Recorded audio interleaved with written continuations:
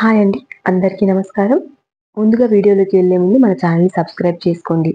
Comment చేయండి, like చేయండి, share చేయండి. ఈరోజు వీడియోలో మనం డుపలాక్ సిరప్ గురించి మాట్లాడుకుందాం.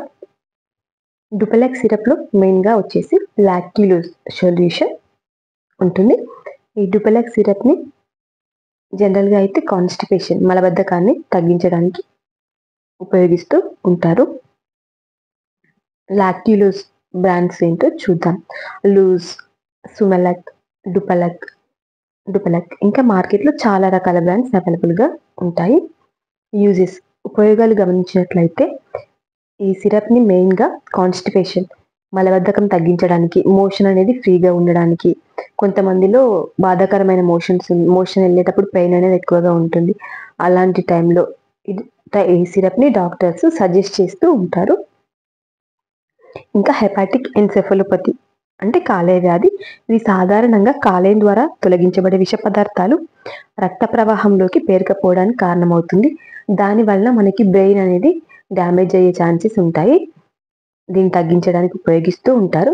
సిసెక్షన్ తర్వాత మోషన్ ఫ్రీగా ఉండటానికి కూడా డాక్టర్స్ ఈ సిరప్‌ని సజెస్ట్ చేస్తూ ఉంటారు. ఇది ఎలా పనిచేస్తుంది చూద్దాం.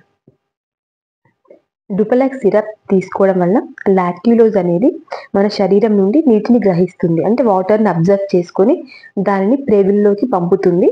దానివల్ల మలం అనేది సాఫ్ట్‌గా అవుతుంది. దీనివల్ల మనకి మోషన్ అనేది ఫ్రీ అవుతుంది. నెక్స్ట్ వచ్చేసి డోసేజ్.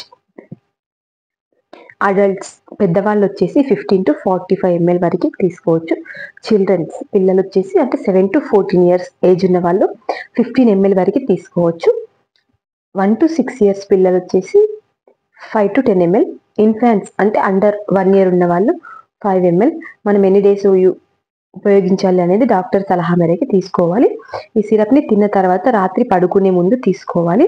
ఈ సిరప్ వాడుతున్నప్పుడు వాటర్ అనేది ఎక్కువగా తీసుకోవాలి. Minimum 6 to 8 glasses of water తీసుకోవాలి.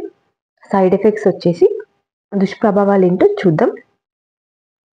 కడుపు నొప్పి, స్టమక్ పెయిన్ అనేది ఎక్కువగా ఉంటుంది. వికారం, నజియా, వామిటింగ్ వచ్చినట్టుగా అనిపిస్తూ ఉంటుంది. వామిటింగ్ సెన్సేషన్ ఎక్కువగా ఉంటుంది. వాంతులు అవుతూ ఉంటాయి.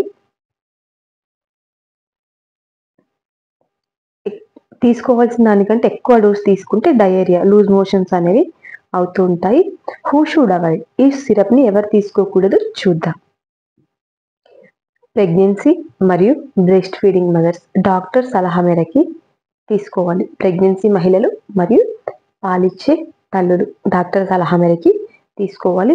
ఇంకా డయాబెటిక్ పేషెంట్స్ కూడా డాక్టర్ సలహా మేరకి మాత్రమే ఈ సిరప్‌ని తీసుకోవాల్సి ఉంటుంది.